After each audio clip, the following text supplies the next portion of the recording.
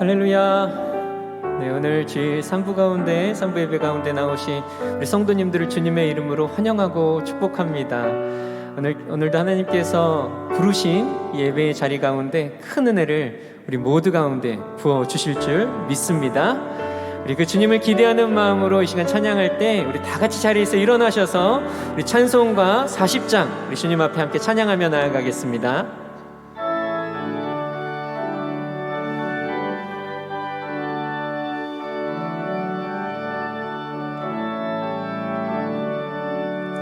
찬송으로 보답할 수 없는 그 사랑, 주님께 영광 할렐루야. 형제 자매 모두 함께 모여 찬송해, 주님께 영광 할렐루야. 하나님의 자녀여 크게 찬송 부르며 길고 거룩한 길로 기쁨으로 나아가 주의 보좌 속히 들어가겠네. 주님께 영광 할렐루야. 우리 받은 주님 은혜 한량 없도다. 주님께 영광 할렐루야. 기쁜 찬송 부르면서 천국 가겠네. 주님께 영광 할렐루야. 하나님의 자녀여 찬송 부르며 밝고 거룩한 길로 기쁨으로 나아가 주의 보좌 앞으로 속히 들어가겠네. 주님께 영광 할렐루야. 잠시 후에 우리 모두 주를 보겠네. 주님께 영광 할렐루야. 영광스러운 보좌 위에 거룩하신 주, 주님께 영광 할렐루야. 하나님의 자녀여 크게 찬송 부르며 밝고 거룩한 길로 기쁨으로 나아가 주의 보좌 앞으로 속히 들어가겠네. 주님께 영광 할렐루야. 만국 백성 천국에서 소리 주님께 영광, 주님께 영광 할렐루야. 영원토록 주의 공로 찬양하게 주님께 영광, 주님께 영광 할렐루야. 아멘. 하나님의 자녀여 크게 찬송 부르며 밝고 거룩한 길로 기쁨으로 나아가 주의 보좌 앞으로 속히 들어가겠네. 주님께 영광 할렐루야. 모든 이름 위에 뛰어난 이름 위에 뛰어난 이름 예수는 주, 예수는 주. 모두 무릎 꿇고 모두 무릎 꿇고 경배를 드리세. 예수는 만유의 한 번 더 찬양합니다. 모든 이름 위에 뛰어난 이름, 모든 이름 위에 뛰어난 이름 예수는 주, 예수는 주. 모든 무릎 꿇고 경배를 드리세. 예수는 만유의 우리의 고백을 주님께 드리며 예수는 주, 주, 예수는 주. 온전한 만물을 알아 그 보좌 영광을 돌리세. 예수, 예수, 예수.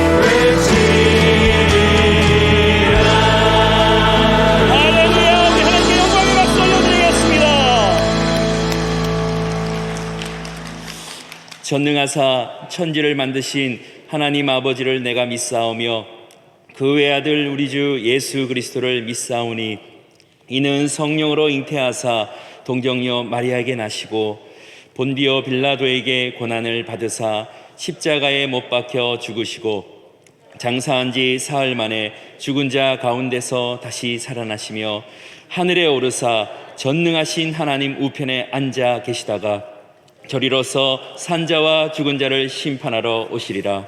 성령을 믿사오며 거룩한 공회와 성도가 서로 교통하는 것과 죄를 사하여 주시는 것과 몸이 다시 사는 것과 영원히 사는 것을 믿사옵나이다. 아멘.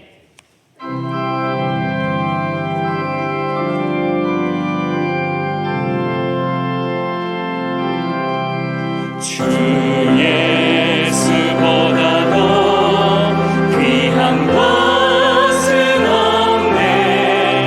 이 세상 무기와 바꿀 수 없네. 영축을 내 대신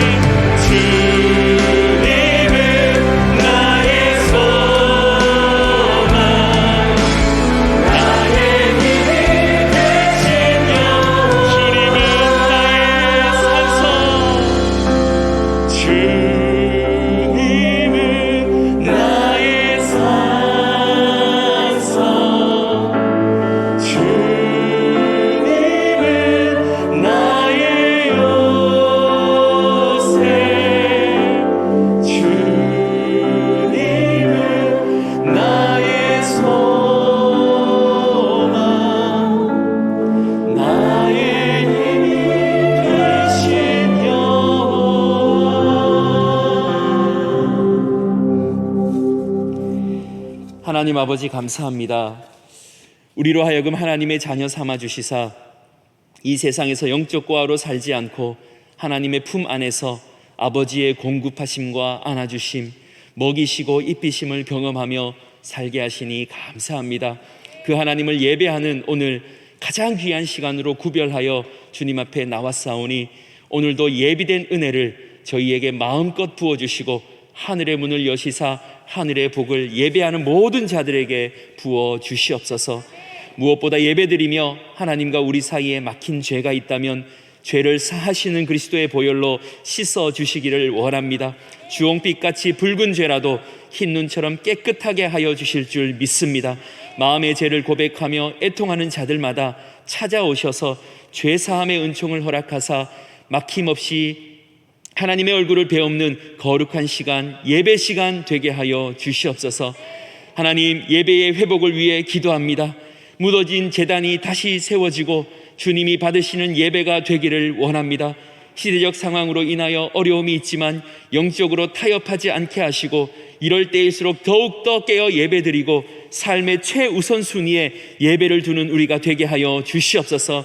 깨어 기도하며 말씀을 가까이 하며 하나님을 높여드리는 일에 더욱 결단하게 하여 주시옵소서. 예배 안에서 하나님을 만나게 하시고 예배드림 가운데에 내면의 모든 결핍이 채워지고 해결받는 역사가 있게 하여 주시옵소서. 주님, 이 시대적 어려움을 하나님 손에 올려드립니다. 염려와 근심과 두려움으로 살아갈 수밖에 없는 연약한 우리를 돌보아 주시옵소서.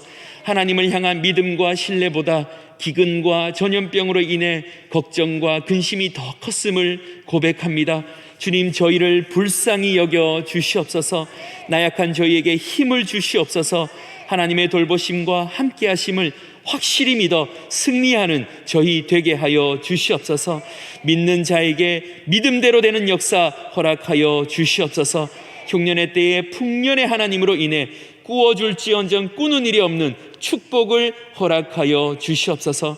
하나님, 대한민국과 한국교회를 불쌍히 여겨주시기를 원합니다.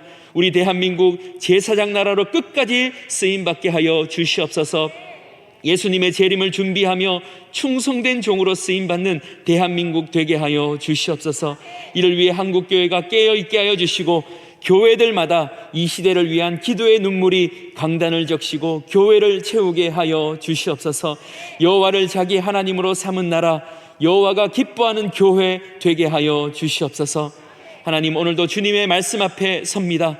우리의 마음의 문을 활짝 열고 주의 음성에 집중합니다. 말씀을 전하시는 담임 목사님에게 성령의 충만함을 허락하여 주시고 하나님의 말씀이 온전히 되어되어 예수 권세에 나타나는 시간 되게 하여 주시옵소서. 찬양대의 찬양을 우리 하나님 기쁘게 받아주시사 그 가사 한 절 한 절이 우리 모두의 신앙 고백이요 곡조 있는 기도 되게 하여 주시옵소서. 시종을 주님께 온전히 의탁드리며 우리를 구원하신 예수님의 이름으로 기도합니다. 아멘.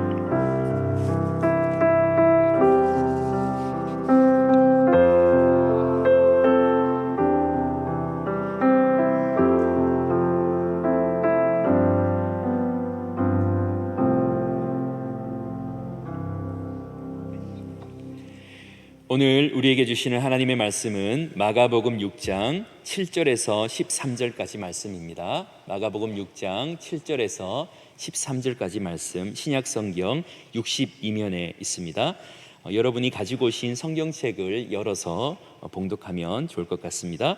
마가복음 6장 7절에서 13절까지 말씀을 제가 봉독하겠습니다.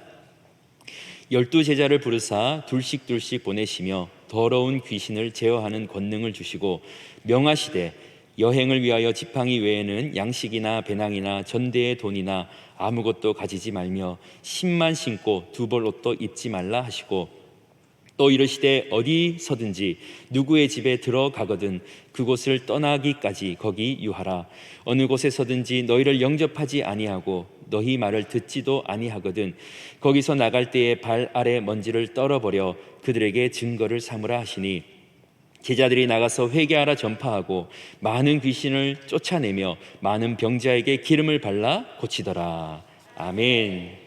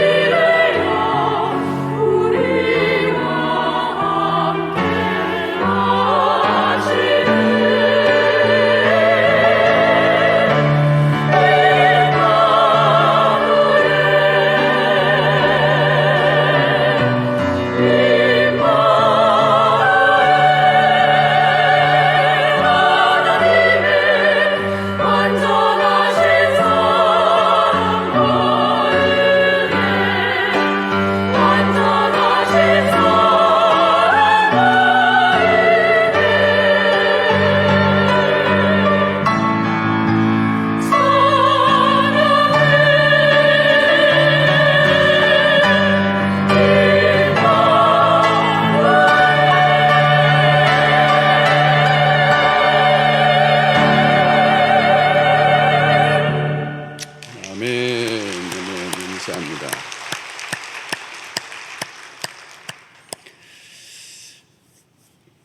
지난주까지는 이 찬양 끝나고 난 다음에 저 혼자만 박수 쳤습니다. 저 혼자만. 오늘 여러분들이 같이 박수를 쳐서 하나님께 영광을 돌렸습니다. 주일 추종 예배, 부수 예배, 우리가 비록 2.5단계, 서울과 부산만 이제 2.5단계가 적용되고 있는데요. 우리가 안전한 환경 안에서 드릴 수 있도록 방역 기준을 우리가 잘 지키고 있습니다. 코로나가 이 바이러스가 지금 우리 주변을 이렇게 부산에도 많이 떠돌고 있습니다. 여러분들이 개인적으로 많이 조심하시기 바라고요. 사람을 많이 접촉했거나 또 타도시에 좀 다녀오셨거나 그러면 스스로 격리해 주시고, 열이 약간 미열이 있거나 뭐 그러면 스스로 이렇게 온라인 들으시고요. 건강하신 분들은 마스크 끼시고 오시면, 우리는 공간이 다 확보되어 있기 때문에 뭐 본당, 사랑홀 밑에 뭐 중성홀까지 이렇게 다 유지해서 이제 앉으니까 뭐 교회에 와서 문제되는 일은 거의 없습니다. 그렇게 잘 지키고 있으니까 여러분들 서로 노력해 주시기 바랍니다. 바이블온 캠페인, 우리 통독, 필사, 암송. 좀 이번에 작년에도 한국교회 전체가 이 코로나로 인해서 가장 많이 한 게 보니까 성경, 이런 암송, 또 필사 뭐 이런 것들을 교회들마다 많이 했더라고요. 저희 교회도 이미 많이 하고 있지만 성경 통독 올해 약간 이전보다는 비활동 모드로 되어 있기 때문에 그 시간적 여유를 성경 읽는 것, 그리고 암송하고 필사하는 것들 여러분들이 많이들 지금 하고 계시는데 참여하시고, 성경을 일독하신 분은 상품을 이제 어떻게 하느냐 하면, 일독하신 분들은 이제 그 상이 뭐냐면 성경을 하나 본인의 돈으로 사서 성경을 한 번도 읽지 않은 분에게 선물을 주시는 거예요. 의미가 있죠, 그죠? 내가 뭐 받는 것보다 내가 성경을 나는 일독했는데 이 성경을 못 읽는 백성들이 얼마나 불쌍합니까? 그래서 내가 성경을 하나 사서 성경을 누구에게인가 선물을 주는 것, 참 의미 있다고 생각합니다. 여러분들이 그렇게 한번 해보시길 바라고 많이들 참여해 주시기 바랍니다. 우리 이웃을 섬기는 위디오 박스 지난번에도 계속했고, 또 우리 최근에는 아이들, 그 어려운 아이들이 이제 입학하는데 힘들기 때문에 저소득층 아이들에게 가방 아주 안에 학용품 잘 채워서 200개 또 전달했습니다. 위디오 박스는 여러분들이 일구에 언제든지 가져가셔서 그냥 집에 툭 두시고 필요할 때마다 하나씩 채워 넣으시고 다 차면 가져오시면 되는 겁니다. 그래서 늘 이게 우리가 이렇게 샘물을 퐁퐁퐁퐁 이렇게 흘려 보내는 것처럼 우리가 사랑의 이 샘물을 계속 흘려 보내는 일을 하려고 합니다. 여러분들이 언제든지 하실 수 있고 형편대로 하시면 됩니다. 우리 이웃, 어려운 이웃들을 돕기 위해서 박스는 늘 준비되어 있으니까 여러분들이 그 사이즈별로 가져가셔서 늘 채워주심으로 이 어려울 때 더 어려운 이웃들을 우리 섬기는 일을 계속해 가야 되겠습니다. 헌혈도 많이들 참여해 주셔서 어려운데 계속 감사를 드립니다. 우리 경주 수양관이 아름답게 거의 완공이 되었습니다. 이제 코로나 시기가 이제 조금 소강 상태에 되면 우리 개관 예배도 드리고 또 우리 한국교회를 섬기는 좋은 하나의 영적 공간으로 쓰여지게 되기를 바라겠습니다. 여러분들이 계속 기도해 주시기 바랍니다. 오늘 3부에 새로 오신 가족들이 많이 계신데요. 우리 13분 오늘 3부에 오셨는데 한번 그 자리에서 일어나실까요? 한번 일어나시면 저희들이 환영하겠습니다. 네, 오늘 참 많이들 오셨는데 3부에 귀한 발걸음 하셨습니다. 여러분들을 진심으로 환영하고요. 여러분들을 축복합니다. 우리가 환영하는 의미에서 우리 온 성도들이 감사의 박수를 드리겠습니다. 환영을 드리겠습니다. 감사합니다. 네, 앉으시게 되겠습니다. 고맙습니다. 우리 앞뒤적으로 인사 나누겠습니다. 성도님, 은혜로운 얼굴을 보니까 힘이 납니다. 은혜로운 얼굴 보니까 힘이 납니다. 은혜로운 얼굴이 마스크로 다 가려져서 다 보이지는 않지만 감사를 드립니다. 특세 때 계속 이제 빈 공간에 제가 설교를 하고 또 했는데 지난 철야 때 이제 처음 열려서 우리 성도들을 보니까 아우 제가 막 얼굴이 사는 것 같더라고요. 살고 오늘 또 2부 때 너무 세게 한 것 같아요. 너무 흥분한 것 같아요. 좀 차분하게 3부 때는 하도록 그렇게 하겠습니다. 이 복음서의 이 중심에는 제자도라는 게 있습니다. discipleship이라고 하는 이 제자도. 예수님의 관심을 쏟은 곳이 제자입니다. 공을 거기 다 들이셨어요. 사실 비록 12명이지만 예수 그리스도께서 꼬신 것은 그 12명의 제자를 중심으로 온 민족과 열방 가운데 하나님의 나라가 선포되고 구원이 이루어지고 하나님의 나라 세워지는 꿈을, 비전을 예수님이 가지신 거죠. 참 놀라운 그런 예수님의 그 지혜죠. 그리고 예수님이 12명에게 늘 같이 동고동락하시고 도제식 방식이라 그럽니다. 도제식 1대1로 모든 걸 전수시키시고 예수님의 사역을 계승하도록 하신 거죠. 그게 이어져서 오늘 우리까지 온 겁니다. 2000년의 역사 속에 예수님의 제자도의 그 가르치심, 그래서 예수님이 하신 그 모든 일을 대행하게 하는, 계승하게 하는 일을 이제 해오신 것이죠. 복음서에 보면 계속 그들에게 가르쳐 주시고 또 모델이 되시기도 하고 또 그들에게 위임을 하시는 작업. 그래서 그들이 실제적으로 예수님의 사역과 삶을 이제 재현하도록 그렇게 하셨습니다. 오늘 본문에는 이제 그 사역을 구체적으로 위임을 하시는 장면이 나오는데요. 7절을 보시면 여러분 보십시오. 12제자를 부르사, 세 가지의 동사가 나오는데 잘 보십시오. 첫 번째는 부르사, 둘씩 보내시며, 보내다. 그 다음에 뭐죠? 더러운 귀신을 제어하는 권능을 주시고. 세 가지입니다. 부르사, 보내시며, 주시고. 이 세 가지 동사입니다. 매우 중요한 것이죠. 첫 번째는 부르시다라는 대목입니다. 제자는 누구인가? 부르심을 받은 사람들이다. 이제 주님은 부르시되 개인적으로 부르십니다. 단체로 부르시지 않아요. 수영로 교회 성도들 다 이게 아니에요. 수영로 교회지만 한 개인을 부르십니다. 오늘도 여러분들이 다 개인으로 주님의 부르심을 받았고 그리고 내가 성도가 된 거예요. 자, 성경의 아주 주된 주제 중에 하나가 뭐냐면 부르심이라고 하는 것입니다. 부르심. 하나님이 당신의 백성들을 불러내신다.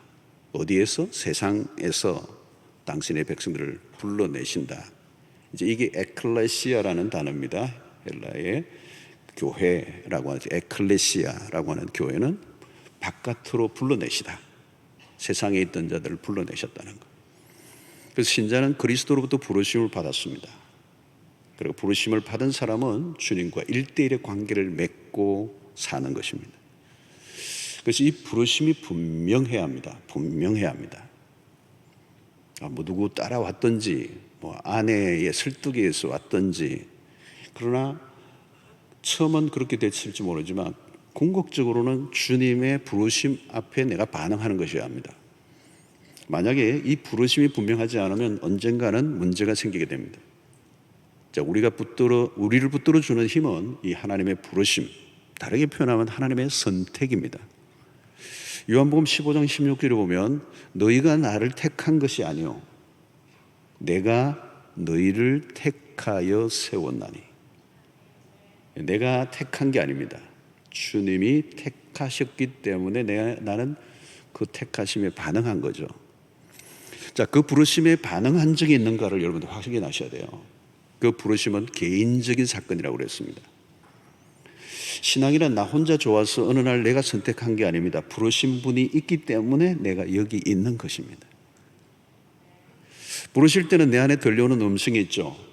어떤 때는 조용하지만 강력한 음성으로 과거로 돌아갈 수 없도록 부르시는 부름이죠. 때로는 어떤 분에게는 사건을 통하여 부르시기도 합니다. 그리고 어떤 때는 가장 많은 것은 말씀을 통하여, 말씀을 들을 때에 강하게 내 내면에 들려오는 소리가 있어요. 근데 그건 내 내면에서 오는 소리가 아니라 하나님이 나에게 주시는 음성이죠. 그래서 부르심이 인생의 분기점이 됩니다. 그 부르심의 순간 우리의 마음이 그분에게 사로잡히는 거예요. 삶의 방향이 그때 정해지고요. 우리의 인생의 목적도 그때 발견되는 겁니다. 하나님은 아브라함을 부르시고 모세를 부르시고 선지자들을 부르시고 그리고 신약에도 베드로를 부르시고 야고보를 부르시고 요한을 부르시고 그 제자들을 다 부르시고 바울을 부르시고 오늘 지금도 우리를 부르시고 계시죠. 그래서 성경을 신약에 보면 뭐예요? 오라, come, 오라 그래요. 그 다음에 나를 따르라 말씀을 계속 하시죠. 주님은 사람들을 불러내셔서 새로운 공동체를 만들었는데 그게 교회라는 거예요. 에클레시아. 세상 속에 있는 우리를 바깥으로 불러내셨다. 자, 그 다음에 단어가 뭐죠, 여러분? 보내사 그랬어요. 부름을 받은 사람은 그 부르심을 통하여 다시 세상으로 보내심을 받는다는 거예요. 그러니까 이거 두 가지는 분리되어 있는 게 아니라 연결이 되어 있습니다.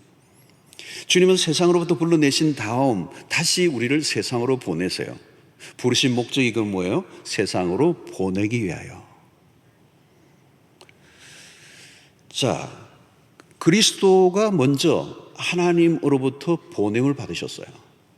그리고 우리를 세상에 보내시는 분이십니다. 이것을 보내신다라는 표현을 우리는 헛는다라는 표현도 쓰죠. 그래서 디아스포라라고 하는 단어가 거기에서 나왔습니다. 다 그리스어입니다. 자, 부활 이후에 주님이 제자들에게 나타나셔서 요한복음 20장 21절에 뭐라고 이야기합니까? 예수께서 또 이르시되 너희에게 평강이 있을지어다 너 아버지께서 나를 보내신 것 같이 먼저 보냄을 받았어야지. 나도 너희를 보내노라. 자, 제자들을 오늘 여기 보내시는데 오늘 이 본문에서는 둘씩 보내셨어요. 2인 1조입니다. 유대사의 정의는 반드시 두 사람 이상이어야만 실효성이 있습니다. 한 사람으로는 정인이 될 수가 없어요. 정의는 한 사람보다 두 사람이면 더 확실해지죠. 2인 1조로 보내셨습니다. 자, 아무튼 신약의 성도들은 모두 주님으로부터 파송을 받았어요. 마태복음 28장 18절로 20절이 유명한 예수님의 마지막 대사명입니다. 예수께서 나와 말씀하시되 이르시되 하늘과 땅의 모든 권세를 내게 주셨으니 그러므로 너희는 그 다음에 무슨 단어예요? Go, 갔어. 이게 중요합니다. 여러분, 예수님이 남기신 마지막 유언이고 대사명이에요. 너희는 갔어. 너희는 갔어. 이 제자들에게 주신 명령이지만 신약의 모든 성도들이 이 구조를 같이 받은 거예요. 12명에게만 주신 명령이 아니에요. 그래서 우리는 예수님의 12제자를 사도라고 부르죠. 사도라는 이 말의 뜻은 보냄을 받았다라는 뜻입니다. 제자라는 말의 뜻에는 훈련을 받는다라고는 의미가 많지만 사도라는 말은 보냄을 받는다는 거예요. 신약의 교회는 사도성을 이어받았다고 그래요. 그 말은 뭐냐면 사도직은 사라졌지만 그 사도들이 남긴 사역, 그걸 우리가 받은 거예요. 그러면 뭡니까? 사도란 보냄을 받았다는 거예요. 그래서 신약에 있는 모든 교회의 성도는 보냄을 받았다. 자, 여러분, 성경은 계속 우리에게 가라고 말씀하십니다. 그래서 모여서 예배를 드리고 은혜를 받고 훈련을 받고 무장을 난 다음에 어디에 뭘 해야 되느냐? 흩어져야 된다는 거예요. 나가지 않고 모여만 있으면 문제가 생겨요. 여러분, 교회들 가운데 싸우는 교회들이 많습니다. 꽤 많아요. 왜 그런가요? 가라는 명령에 순종하지 않았기 때문에. 모여만 있으면 잡음이 생길 수밖에 없어요. 모여만 있으면 서로 기재기하고 또 자리 다툼도 일어나고 서열 다툼도 일어나고 왜 내 이름이 빠졌냐 그러고 너 왜 인사 안 해? 뭐 이러고. 여러분, 좁은 수족관에 밀락동 이런 데 가면 좁은 수족관에 있는 고기들은요 상처투성이에요. 그 좁은 데서 막 부딪히니까. 영적인 힘을 기른 것까지는 좋은데 그것이 내부에 다 소모되고 많은 경우가 있습니다. 주님은 계속 보내시는데 왜 안 가는가? 첫 번째, 교회 안이 편안하기 때문에.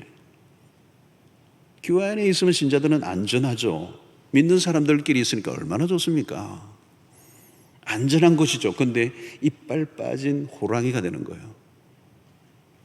이빨만 빠진 게 아니라 호랑이의 발톱에 막 메리큐도 바르고 전투력이 전혀 없는 것입니다. 교회 안에서만 머물러 있으면 교회는 도피처가 되고 온실이 되는 것입니다. 왜 안 나가려고 하죠? 두렵기 때문에. 세상으로 나가면 신앙의 실력이 금방 드러납니다. 전도를 해보면 알아요. 용기도 필요하지만요, 갑자기 질문을 탁 던지면 막막한 거예요. 여러분, 세상은 거칩니다. 전도를 하다 보면 무시를 당할 수도 있고 욕을 쏟아붓는 사람들도 있습니다. 교회 안에서는 실력이 없는지 있는지 알 수가 없어요. 그런데 교회 바깥으로 나가는 순간 각자의 실력이 드러납니다. 불신자가 불쑥 질문을 던지면 답을 해줘야 되는데, 주식이나 부동산에 관련된 것은 할 말이 많은데 성경에 대해서는 자신이 없는 거예요. 직장 동료가 어려움에 있다면 손을 딱 잡고 내가 기도해 줄게, 이 정도의 담력이 있어야 되잖아요. 신앙생활을 5년 10년 제대로 했다면 귀신 들린 자들과 맞붙어 싸울 수 있어야 되죠. 어떤 분은 누가 귀신 들린 집에 같이 신방 가자 해도 못 나왔는데 귀신이 제일 약한 사람한테 달라든다더라. 겁이 나는 거예요. 겁이 나는 거예요. 여러분, 삶의 현장에서 신앙을 발휘하고 증명해야 합니다. 가정에서는 어떻습니까? 여러분, 자녀들에게 부모가 예수를 믿으라고 하면 먹혀들 것 같습니까? 요즘 현실이 만만치 않아요. 여러분, 자녀들을 만나보면 우리 부모 때문에 예수를 믿고 싶은 마음이 사라졌다고 하는 사람들이 많아졌어요, 요즘. 세상은 고사하고 가정에서조차 먹혀들지 않는 신앙. 여러분, 신앙이 교회 내부용으로는 괜찮았는데 외부용으로 전환되는 순간 작동이 안 되는 경우가 많다는 거예요. 교회 안에서 좋은 신자들이 너무 많아요. 한국교회의 자랑이에요. 교회 안에서 신앙 좋은 신자는 너무 많아요. 그런데 세상으로 나가면 형편없이 깨져 버려요. 목회자들이 목회를 좀 잘못한 부분이 있어요. 우리는 모여있기보다 흩어져야 합니다. 흩어지기 위해서 성경 공부하고, 흩어지기 위해서 묵상하고, 흩어지기 위해서 우리가 기도하고. 흩어짐이 교회의 사명이에요. 미션이라는 말이 뭡니까? 미션을 우리는 선교라고 하죠. 그죠? 선교라는 그 미션이라는 이 단어 안에는, 이 라틴 안에는 보내다라고는 의미예요. 그러니까 선교는 사명이라는 단어로도 이렇게 말을 쓰기도 하지만, 선교, 미션이라는 말이 선교요, 사명이요. 그런데 그 사명은 뭐예요? 세상에 나가라는 거예요. 복음을 전하러 나가라는 거예요. 여러분, 우리는 다 하나님의 나라의 대사들입니다. 하나님의 나라를 우리를 통해서 소개해 줘야 되는 거예요. 그러니까 가게에서 프론트에 앉아있는 나는 점원이기도 하지만 그리스도의 대사로서 있는 거예요. 내가 지금 머물고 있는 곳이 보내신 곳이고, 지금 내가 하고 있는 일이 소명이라고 하는 것입니다. 우리는 세상과 고립되어 살아가면 안 됩니다. 실상은 어떻습니까? 신앙생활을 오랫동안 하면 할수록 세상과 점점 단절되어져 버립니다. 여러분, 이 단절이라는 게 참 무섭습니다. 단절되면요, 불신자들과 소통의 고리가 없어요. 소통이 잘 안 돼. 우리의 쓰는 언어도 다르고 우리의 행동도 달라 보이고 우리의 모든 게 세상 사람과 단절이 되어버리는 거예요. 소통이 안 되는 거죠. 여러분, 단절되어버린 세상을 어떻게, 나와 세상과 단절해버리면 그들을 구원으로 이끌 수가 있느냐. 교회도 마찬가지, 주변의 이웃들과 계속 소통해야 합니다. 소통을 해야 돼요. 코로나19를 통해서 한국교회 민낯이 드러나고 있습니다. 이전보다 교회가 세상과 더 높은 벽을 쌓는 경우가 많아요. 세상이 교회를 우려하는 눈길을 보내고 있는 거죠. 폐쇄적인 공동체의 모습, 심지어 혐오 그룹으로 비춰지기도 합니다. 여러분, 종교개혁이 일어났던 시대에도 지금과 비슷한 전염병이 창궐했습니다. 그 당시에 흑사병이라는 거예요. 흑사병. 이 중세기에 무섭게, 이것보다 훨씬 더 강도 높게 흑사병이 유행을 했습니다. 마틴 루터는 비텐베르그를 떠나지 않고, 자기가 있던 비텐베르그라는 도시를 떠나지 않고 흑사병이 창궐할 때 그 환자들을 돌보는 일들을 했다는 거예요. 그 당시만 해도 병원이나 이런 것들이 제대로 되어 있지 않은 시대니까 환자들을 위해서 자신의 집을 임시 진료소로 내놓기까지 했다. 이건 뭘 얘기하는 것입니까? 현실을 도피하거나 세상의 고통과 상관없이 교회가 서 있는 모습이 아니라는 거예요. 교회는 세상의 고통의 한가운데 있었다는 거예요. 시대의 고통을 끌어안았다는 거예요. 세상과 동떨어져 있지 않았다는 거예요. 바로 그것이 교회가 세상에서 존재해야 할 목적이기 때문에 오늘의 우리에는 어떻습니까? 이웃의 고통과는 상관없는 도리어 이웃에게 고통을 안겨주는 모습이라는 문제가 심각한 것이죠. 우리가 지난 몇 주 동안 계속 헌혈한 것도 최근에 코로나 상황으로 인해 피가 모자란다는 사실 때문에 많은 분들이 동참을 해주셨어요. 우리 전국에 한 15교회가, 전국에 15교회가 이걸 우리 목사님들이, 친한 목사님들이 합의를 해가지고 했는데 오히려 이게 막 언론들이 한국교회에 이런 일을 한다고 막 많이 또 비추어졌어요. 너무 감사하죠. 여러분, 교회는 왠지 꽉 막힌 사람들, 세상과는 동떨어져 있는 외계인 그룹들로 빚어지고 있지는 않는 거예요.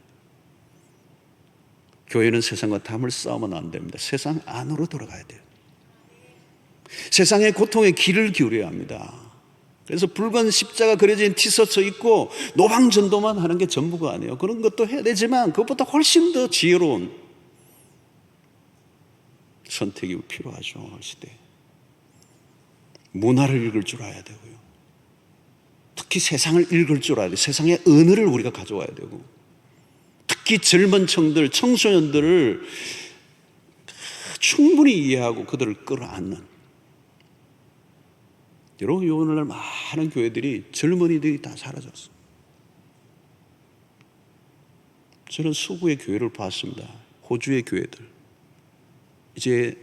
이제 문 닫을 날만 기다리고 있는 거예요. 젊은 세대들이 교회를 오지 않는. 여러분, 젊은이들과 대화가 가능합니까? 그들과 소통할 수 있을까요? 집에서 자녀들과 대화를 해보면 금방 할 수 있습니다. 대화를 안 하려고 그래요. 그러면 어때요? 이미 끊긴 겁니다. 여러분, 내가 있는 곳이 부르신 자리죠. 주부는 가정의 보냄을 받았으면 가정을 소홀히 다루면 안 됩니다. 교회 일을 한다는 미명하에 가정을 소홀히 한다, 자녀들을 돌보는 일을 소홀히 한다, 그것은 성경이 말하는 게 아니에요. 부모가 가정에서 기도와 말씀으로 자녀를 양육하는 것이야말로 거룩한 소명이에요. 우리가 부르신 자리예요. 코로나19를 상황을 보면서 우리에게 많이 놓친 게 가정이라는 걸 다시 한번 확인하고, 남편들은 일터로 보냄을 받았으면 일터에서 대사의 직무를 감당하는 거죠. 보냄을 받은 자의 일상, 그것이 교회 안에서 봉사하는 것만큼이나 중요한. 신자의 진가는 바깥에서 결정이 난다는 게, 바깥, 교회 바깥에서. 우리는 모든 에너지를 교회 안에 다 쏟았어. 그런데 세상을 방치해버렸어. 세상과 소통이 일어나지 않아. 세상과 단절을 해버렸어. 성을 쌓아버렸어.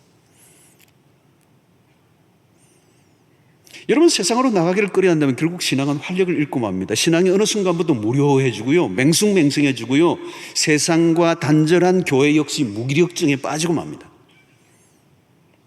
전투력을 잃어버렸어. 야성을 잃어버린 신자는 종이 호랑이요, 신앙은 장식품에 불과한 것입니다. 가라는 명령을 거부하는 순간 우리의 존재에 혼란이 오는 것이죠. 내가 누구인가? 우리를 보내셨는데 보내신 자리가 없으니까 삶에, 신앙에 혼란이 오는 것입니다. 그래서 우리는 우리의 존재 이유를 날마다 확인해야 합니다. 우리의 모두는 사명자입니다. 그 사명은 세상 속에서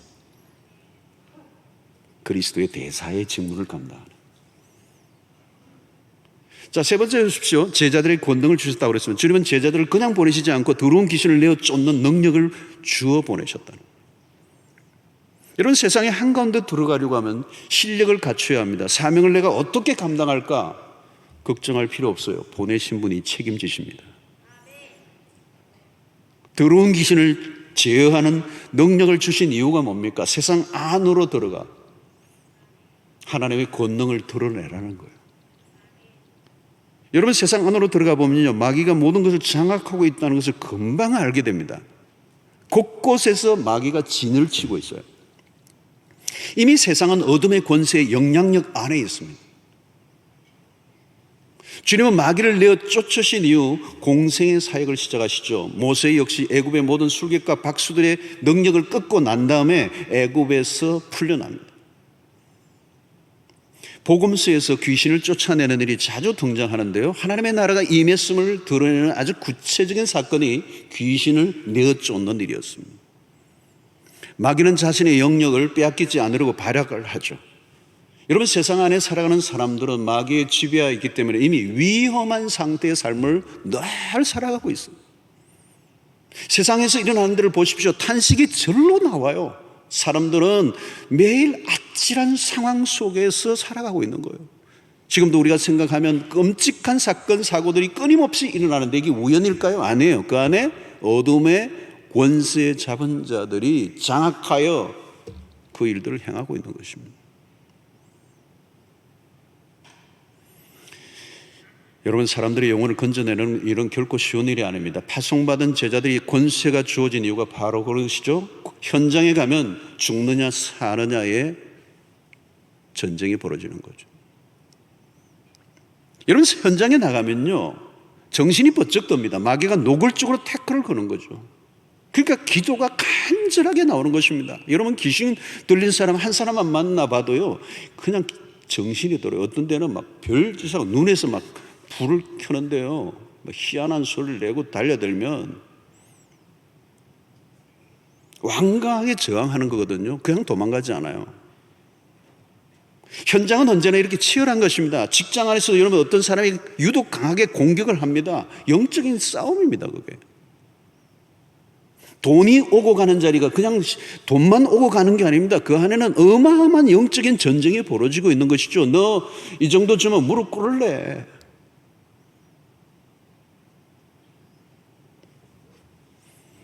여러분, 우리는 하늘의 권세를 얻지 않으면요, 현장에서 맥도 못 쳐요. 교회 안에 있을 때는 몰랐어요. 그런데 교회 바깥으로 나가면 어둠의 권세가 실제적으로 모든 영역에 지배를 하고 있기 때문에. 그래서 여러분, 효과적인 사역을 위해서 그리스도께서 제자들에게 귀신을 내어 쫓는 권세, 병을 낫게 하는 권세를 주신 거예요. 여러분, 우리가 권세를 달라고 할 필요도 없습니다. 복음의 현장으로 나가서 복음 위에 살다 보면요, 권세가 따라오게 돼 있어요. 여러분, 주님의 주신 권능이 실제적으로 제자들에게 어떻게 나타났습니까? 오늘 13절 마지막 절 보십시오. 많은 귀신들을 쫓아내며 많은 병자에게 기름을 발라 어떻게 해요? 고치더라. 이게 지금 주님이 행하셨던 일입니다. 귀신을 쫓아내고 병자를 고치신 사건이 주님이 행하신 일인데, 주님의 제자들에게 그 권세를 주사 제자들에게 동일한 역사가 나타난 거예요. 저는 여러분들에게도 이런 역사가 일어나게 되기를 축원합니다. 그냥 여러분, 우리에게 이런 능력을 달라고 하면 의미가 없습니다. 세상 한가운데 들어가서 구원을 위하여 한 영혼을 건져내기 위해서, 그 사단의 권세에 잡혀있는 자를 끄집어내기 위해서는 그보다 더 큰 능력이 우리에게 주어지지 않으면 그를 이끌어낼 수가 없단 말이죠. 그래서 여러분, 직장에서 어려움을 겪고 있는 사람이 있으면 손을 딱 잡고 내가 이 문제를 위해서 하나님께 기도해 줄게. 눈 감아라. 기도하자. 그렇게 할 수 있어야 돼요. 뭐 기도하면 안 되겠니? 이러면 안 돼요.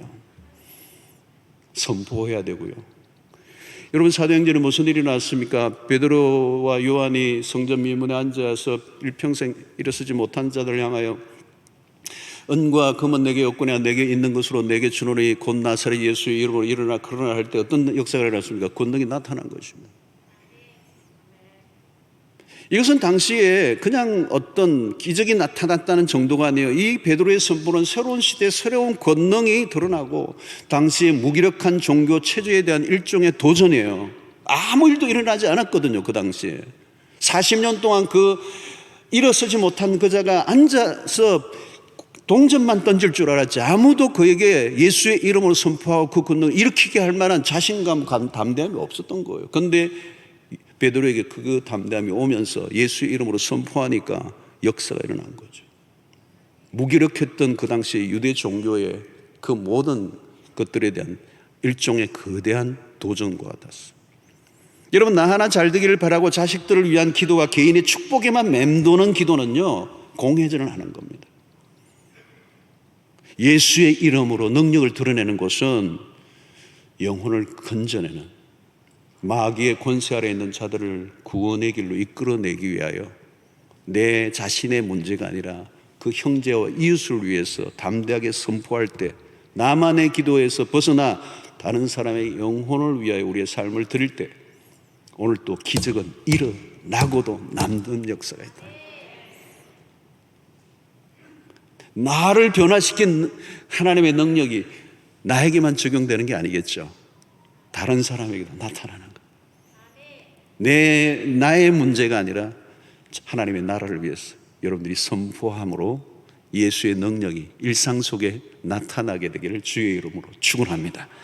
자, 8절 이후부터는 보냄받은 자의 생활에 대한 매뉴얼이 나와요. 8절 9절을 보면 명하시되 여행을 위하여 지팡이 외에는 양식이나 배낭이나 전대의 돈이나 아무것도 가지지 말며 신만 신고 두벌 옷도 입지 말라 하시고, 이 말은 뭐냐면 기본적인 필요, 복음을 위해 살아갈 때 기본적인 필요를 주님이 채워주신다. 주님은 제자들이 순종하고 현장으로 나가면 필요한 것들을 채워주시겠다고 약속을 지금 하고 계시는 거죠. 미리 준비하고 가는 게 아니라 나가면 주님이 해결해 주신다. 하나님의 나라를 위해 살아가는 사람들의 삶의 방식입니다. 모든 것이 완벽하게 준비된 상태에서 나가는 것이 아니라 내 문제를 해결하고 난 다음에 주를 위해 살겠다고 하는 것이 아니라 먼저 주님의 말씀 앞에 가라고 하는 명령 앞에 순종하며 나아가면 그 다음은 하나님의 몫이라는 것이.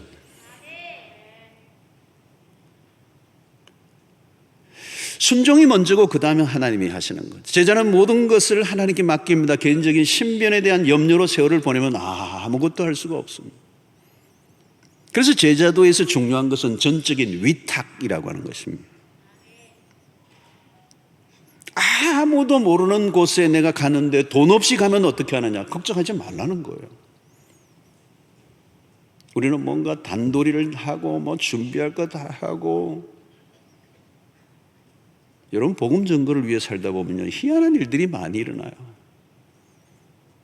복음을 전했는데요, 나는 한 번 없이 갔는데 내가 복음만 전해서 복음을 전했는데 복음을 받은 사람이 회심을 하고 변화가 일어나니까요, 무슨 일이 일어나는 줄 아세요? 그 사람이 재워주고요, 먹여주고요, 필요하면 여비도 주고요. 거기서 다 나오는 거예요. 그게 하나님의 공급입니다.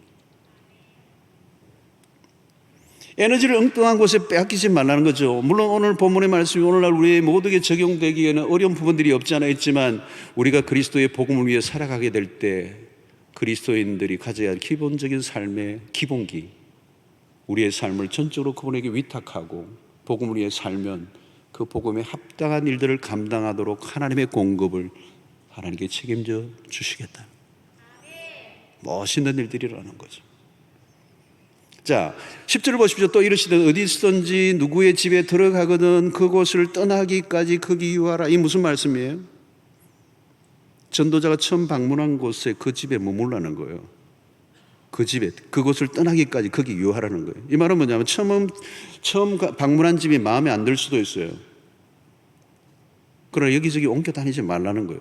여러분 선교지 가보면요 그런 경우가 있습니다. 숙소도 마음에 안 들고 더운 지방에 에어컨도 없고 뭐가 열악해 샤워하는 데도 없고, 그럼 다른 데 좀 더 좋은 조건이 있는 데로 갈까, 그러지 말라는 거예요.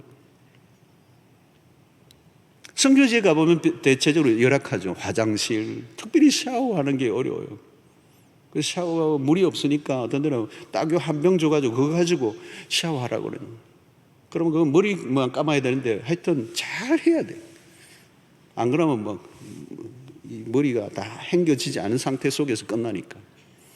이전에 저도 오래전에 인도네시아 작은 섬에 단기 선교를 갔는데 그 동네에서 제일 좋은 숙소를 얻었는데 뭐 하늘은 뚫혀 있고 침대에 이불을 탁 여니까 도마뱀이 이미 주무시고 계시고 벽에 몇 마리 붙어 있고 밑에는 막 파도가 왔다 갔다 하고 이불은 왠지 위생적이지 않고 자는 동 마는 동 기억이 나요. 여러분 100여 년 전에 처음 한국에 선교를 왔던 선교사님들 어땠을까요? 여러분? 낯선 환경과 마주칠 때 피하고 싶어집니다. 그러나 주님은 어떤 환경이든지 그것을 받아들여라는 거예요. 만족하라는 거예요. 기본적인 필요만으로 만족하라는 거예요. 좀 더 좋은 조건을 찾아다니지 말라는 거예요. 편안함을 쫓으면 소기의 목적을 달성할 수가 없다는 거예요. 선교지에서 경험하는 것 중에 하나는 불편한 거에 있는 건 사실인데 그 묘한 기쁨이야. 불편하고 없는 것 투성인데 도시의 삶에서 얻을 수 없는 기쁨이 있어요. 불편하면 불편한 대로, 있으면 있는 대로, 없으면 없는 대로 사는 삶을 익히는 방식. 주어진 환경에 자족해야 그리스도의 왕국을 위해 충성할 수 있다는 것을 말씀하고 있는 것이죠. 자, 11절 마지막 절이죠. 어느 곳에서 너희를 영접하지 아니하고 너희 말을 듣지도 아니하거든 거기서 나갈 때에 발 아래 먼지를 떨어버려 그들에게 증거를 삼으라 하시니 그랬어요. 어디를 가든지 환영하는 곳이 있고 거부하는 곳이 있습니다. 모든 곳에서 환영한다고 생각하면 힘들어질 수 있습니다. 환영하지 않으면, 말을 잘 듣지 않는다면 미련을 두지 말고 떠나라는 거예요. 발 아래 먼지를 떨어버리라. 매몰차게 떠나라는 말은 아닙니다. 항상 우리는 매너가 있어야 되죠. 품격이 있어야 됩니다. 자, 오늘 여기서 말씀은 복음을 바라지 않는 곳에서 너무나 시간과 많은 에너지를 쏟지 말라는 거예요. 다소 의외일 수도 있습니다. 어떤 데는 좀 더 노력해야 될 필요가 있는 부분들도 있어요. 묵묵히 사역을 감당해야 되는, 하루아침에 열매가 맺히지 않기 때문에. 그러나 여기서 강조는 뭐냐? 긴박성입니다. 심판의 때가 가까웠다. 시간을 지체할 겨를이 없다. 마지막 때다. 우리는 우리의 시간과는 언제나 그리스도에게 맞추어야 합니다. 주님의 말씀에는 긴박감이 있어요. 그러므로 모든 사람들에게 골고루 복음을 들을 기회를 주어야 한다는. 여러분, 오늘날의 교회는 마지막 시대에 놓여 있습니다. 그리스도의 초림 이후에 2000년이 지난 지금의 시간은 재림만 남겨둔 시점입니다. 주님의 재림은 언제든지 일어날 수 있습니다. 요즘 세상을 보면 모든 면에서 위기죠. 말기적 현상이 뚜렷합니다. 위기의 과부하가 일어나고 있습니다. 위기들이 과부하를 일으키고 있어요. 그렇다면 우리가 할 일은 분명합니다. 이 마지막 때 더욱더 복음 증거에 초점을 맞춰야 합니다. 왜 기독교가 그렇게 극성을 비추는가? 긴박성을 가지고 있기 때문에. 기독교의 역사관이, 시간관이 처음과 마지막을 향해 가는데 그 마지막의 끝 지점에 있기 때문에. 때로는 지나친 행동을 하는, 오버하는 사람들이 있긴 합니다. 그러나 중요한 것은 시간에 대한 긴박성, 그 긴박성의 메시지도 매우 중요하죠. 곧 임할 심판을 알려야 한다면 느긋할 수는 없는 거죠. 언제라도 좋으니 믿어보라. 그렇게 할 수가 없어요. 어떤 사람은 두 번 다시 만나지 못할 사람도 있어요. 영원히 기회가 주어지지 않을 수도 있어요. 물론 그렇다고 해서 지나친 극단주의자가 되라는 말이 아닙니다. 항상 극단적인 종말론자들로 인하여 사람들을 혼란에 빠뜨리는 경우가 있습니다. 그들의 특징은 거기에만 모든 걸고 일상을 멈춰버리는 게 문제예요. 여러분, 언제든지 극단은 조심하셔야 합니다. 한쪽으로 너무 지나치게 기울어진 모습은 경계해야 한다는 거예요. 우리는 긴장감을 가지고 우리가 있는 곳에서 복음의 나팔을 불어야 합니다. 듣든지 듣지 않든지 우리는 선포해야 합니다. 그리스도가 오십니다. 인류의 마지막 심판이 가까웠습니다. 예수를 믿으십시오. 우리가 어디를 방문을 하든지 방문의 주목점은 복음 전가야 합니다. 다른 것은 다 좋은데 영혼 구원을 놓쳐버린다면 허무한 일이에요. 비즈니스 중에 비즈니스는 영혼을 구원하는 일이에요. 전도는 하나님의 비즈니스의 핵심입니다. 무엇을 하든지 복음을 전하는 기회로 만들어 보시기를 바랍니다. 그냥 취미생활만 하지 마시고 복음을 전가하는 도구로 한번 여러분 접근해 보세요. 피트니스 센터에서 운동을 한다면 그냥 운동이 목적이 아니라 복음을 전가하는 가운데 운동을 해보세요.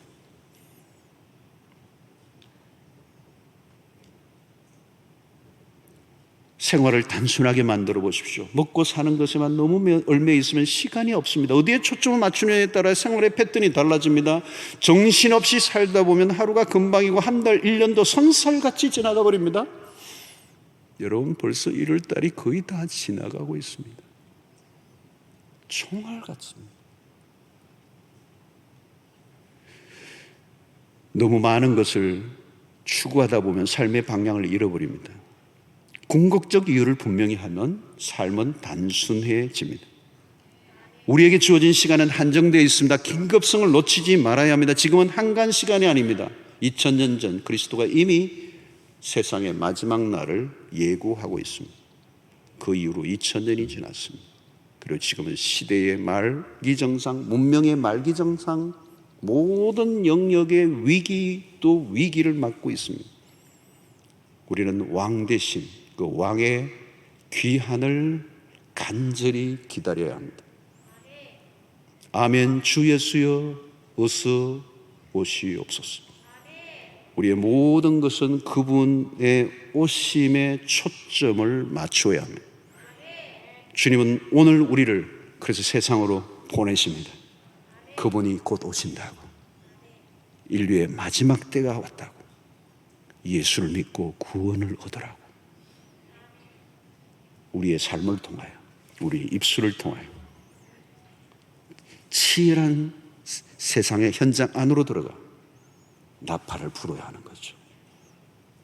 오늘 예수 그리스도만이 유일한 인류의 소망인 것을 선포하는 일에 거리낌이 없는, 그래서 사도행전 28장 마지막 절에 얘기했던 거침없이 담대하게 예수를 전가하는 여러분들 되시기를 주의 이름으로 축원합니다. 하나님 아버지, 오늘도 우리에게 주신 말씀을 통하여 이 마지막 때 주님이 주신 음성으로 귀를 기울여 듣게 하시고 오늘 세상의 한가운데서 예수의 증인으로 담대하게 살아가는 우리 모든 성도들 되게 하여 주시옵소서. 예수님의 이름으로 기도하옵나이다. 아멘.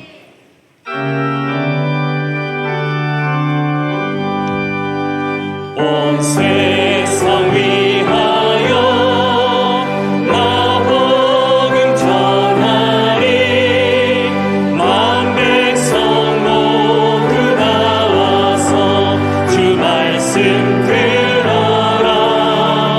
죄 중에 빠져서 헤매는 자들아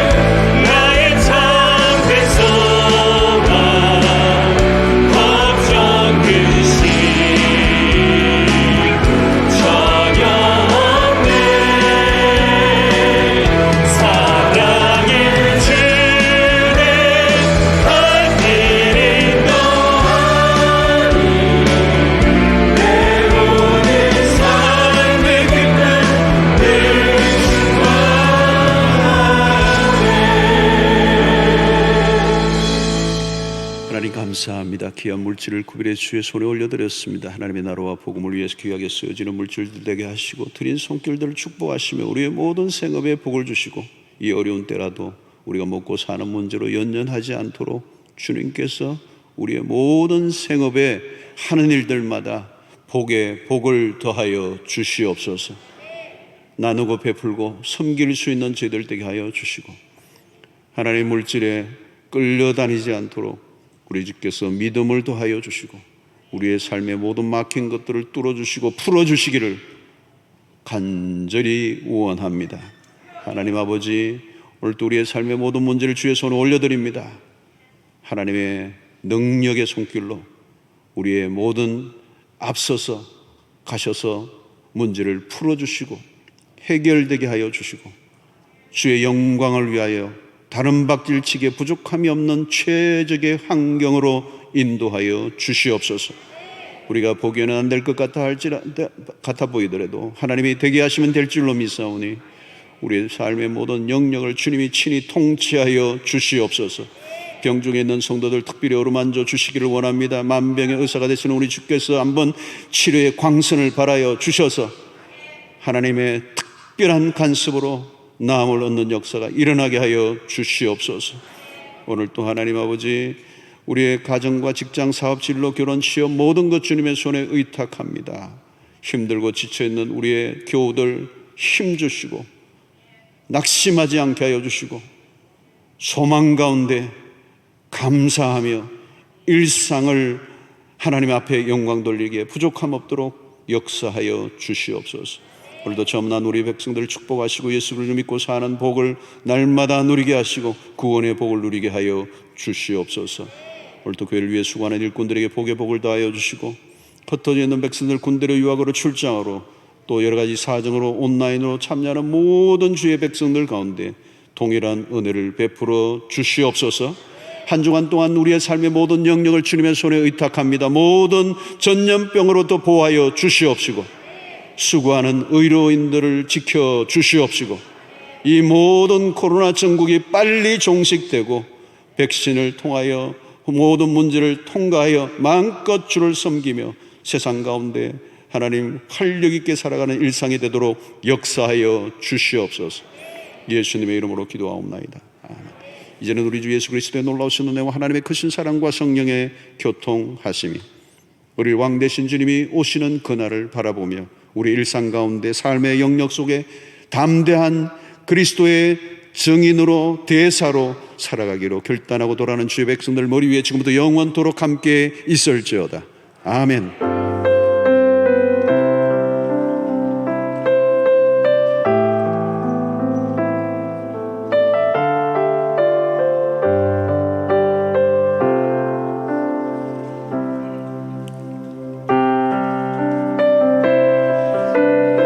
찬양이 끝나는 동안 여러분 편안하게 기도하실 분들은 계속 기도하셔도 좋겠습니다. 여러분의 삶을 응원합니다.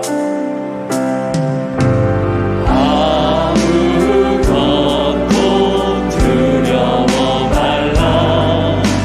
주 나의 하나님이 지켜주시네. 놀라지 마라. 겁내지 마라. 주님 나를 지켜주시네. 아무것도 두려워 말라.